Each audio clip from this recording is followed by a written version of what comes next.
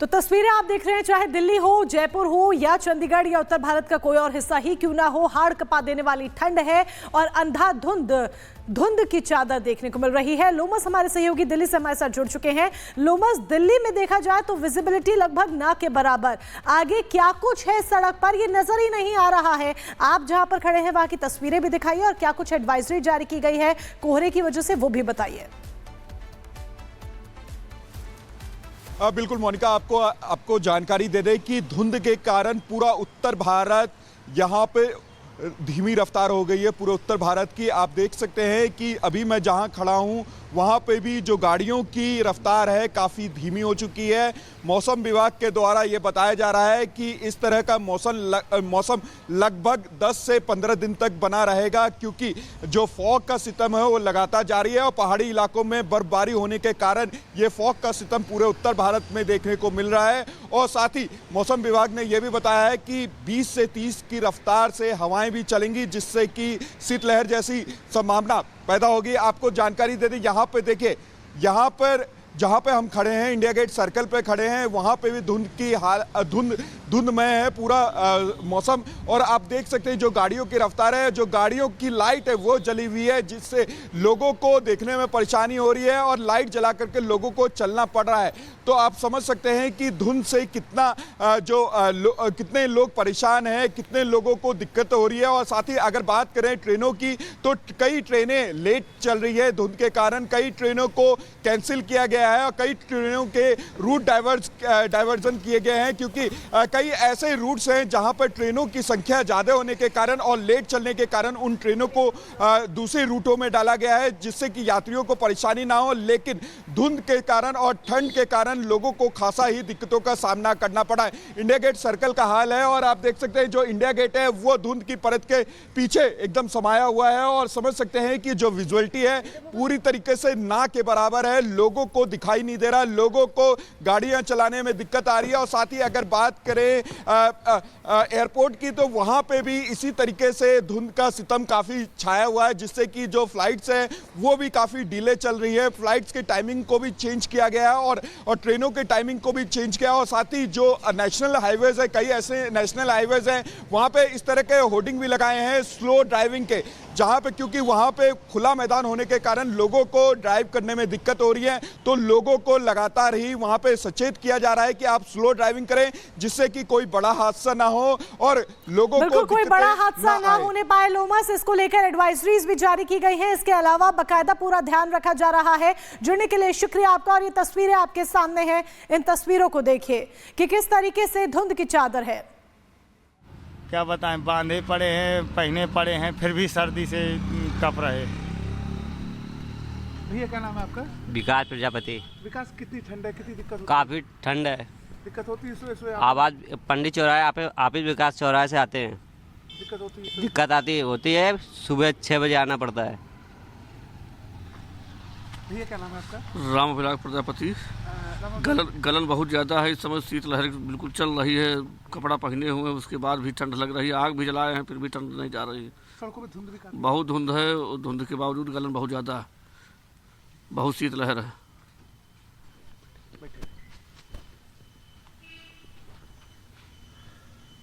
लोग कहते हुए नजर आ रहे हैं, इसके साथ ही अलाव का सहारा लेते हुए नजर आ रहे हैं, क्योंकि ठंड इतनी ज्यादा है, ऐसे में गर्माहट बेहद जरूरी है।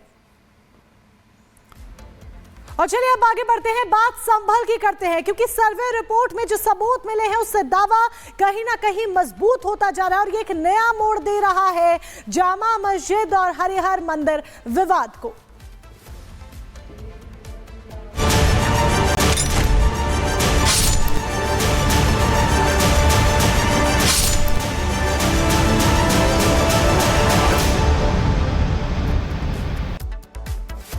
तो क्या साक्ष्य मिले हैं वो तो हम आपको बताएंगे ही, लेकिन उससे पहले संभल हिंसा से जुड़ी एक बड़ी खबर जान लीजिए। एक और आरोपी की गिरफ्तारी हुई है, बड़ी जानकारी आप तक पहुंचा दें। संभल हिंसा का एक और आरोपी गिरफ्तार हो चुका है। ताबड़तोड़ एक्शन यहां पर पुलिस लेती हुई नजर आ रही है और उन तमाम लोगों की धरपकड़ की जा रही है जिन्होंने संभल के माहौल में भंग डालने की कोशिश की, संभल के माहौल को खराब करने की कोशिश की। अब जो शख्स पकड़ा गया है, जिसकी तस्वीर आप देख रहे हैं, आरोपी शहबाज है। ये इसका नाम शहबाज है। आरोपी शहबाज को पुलिस ने अरेस्ट कर लिया है। गिरफ्तार आरोपी से हिंसा में इस्तेमाल हुआ तमंचा भी बरामद हुआ है। तस्वीर देखिए, एक एक दंगाई की धरपकड़ जारी है। दिल्ली में छिपकर रह रहा था आरोपी शहबाज। किस तरीके से संभल में अराजक तत्वों ने अराजकता फैलाई, दंगाइयों ने दंगा भड़काया, वहां पर किस तरीके से तमंचा लहराते नजर आए और हिंसा हुई, पथराव हुआ, उसके बाद दिल्ली में जाकर छिपकर रह रहा था ये शख्स। और इसी खबर पर हमारे संवाददाता साहिल हमारे साथ जुड़ गए हैं। साहिल, जिस आरोपी शहबाज को पुलिस ने गिरफ्तार किया है, ये जानकारी मिल रही है कि राजधानी दिल्ली से संभल पहुंचा है। संभल के कोर्ट में इसने अपने आप को सरेंडर किया और उसके बाद इसकी गिरफ्तारी होती है। इसने हिंसा में जो तमंचा इस्तेमाल किया था वो भी बरामद किया जा चुका है।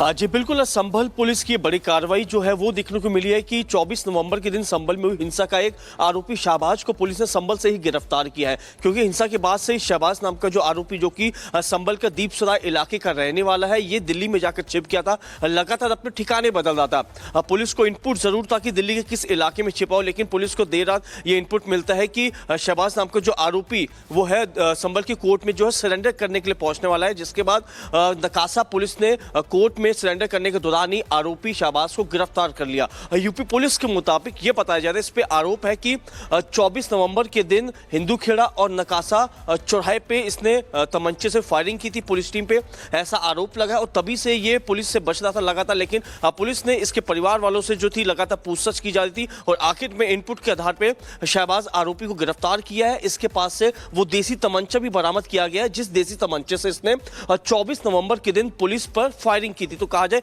एक के बाद एक जो है लगातार गिरफ्तारी का दौर यूपी पुलिस द्वारा जारी है। लेकिन अब इसको पुलिस जो है कोर्ट में पेश करेगी। कोर्ट में पेश करने के बाद इससे पूछताछ की जाएगी और जो इसके अन्य साथी इसके साथ जो दिल्ली में छिपे हुए थे, जो कि संभल हिंसा में शामिल है, उनके बारे में जो है पुलिस इनपुट जुटाने की कोशिश करेगी। जी बिल्कुल, एक एक शख्स को यहाँ पर पकड़ा जाएगा। उन साथियों को भी पकड़ने की कोशिश यहाँ पर पुलिस की तरफ से की जा रही है, जिसके साथ और छिपे हुए थे। लौटेंगे आपके पास साहिल, हमारे साथ हमारे सहयोगी जुड़े हुए हैं, लेकिन इस बीच एक बड़ी अपडेट आपको और बता दें। संभल जामा मस्जिद की सर्वे रिपोर्ट पेश की गई। कोर्ट कमिश्नर ने दाखिल की है सर्वे की रिपोर्ट। 40 से 45 पन्नों की रिपोर्ट दाखिल की गई है। बंद लिफाफे में पेश की गई है सर्वे की रिपोर्ट। नवंबर में आपको बता दें जामा मस्जिद का सर्वे हुआ था 1924 तारीख को।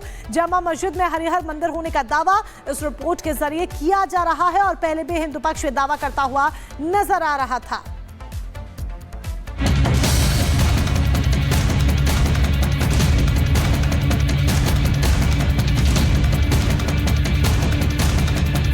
करीब 500 साल पुराने संभल का सच 1000 तस्वीरों से सामने आने वाला है। कैमरे का आविष्कार भले ही 200 साल पुराना हो, लेकिन अब यही कैमरा 500 साल पुराने इतिहास को सामने रख रहा है। संभल की शाही जामा मस्जिद, वो मस्जिद जिसे हरिहर मंदिर तोड़कर बनाए जाने के दावे और 2 सर्वे के बाद सुलगती सियासत और हिंसा के बाद बहुत कुछ संभल से लेकर दिल्ली तक घट चुका है। अब सुप्रीम कोर्ट से वर्शिप एक्ट पर अगली सुनवाई से पहले मस्जिद मंदिर विवाद में सर्वे या सर्वे का आदेश देने पर रोक लगी है। तब संभल में स्थानीय कोर्ट के आदेश से कोर्ट कमिश्नर की निगरानी में हुए सर्वे की रिपोर्ट को पेश किया गया। संभल के सच को सील बंद लिफाफे में चंदौसी के जिला कोर्ट में पेश किया गया। एडवोकेट कमिश्नर सतीश राघव ने ये रिपोर्ट पेश की, जिसमें संभल की शाही जामा मस्जिद को लेकर रिपोर्ट कहती है कि मस्जिद में मंदिर होने के सबूत मिले हैं। सूत्रों के हवाले से ये बड़ी जानकारी हाथ लगी है। जामा मस्जिद के अंदर 2 वट वृक्ष मौजूद है। 50 से ज्यादा फूल के निशान मिले हैं। मस्जिद में कुआं है, आधा हिस्सा परिसर के अंदर है तो आधा बाहर। कुएं के बाहर वाले हिस्से को ढका गया है। मस्जिद के अंदर कमल की आकृति मिलने का दावा किया गया है। मस्जिद के गुंबद के हिस्से को सपाट कर दिया गया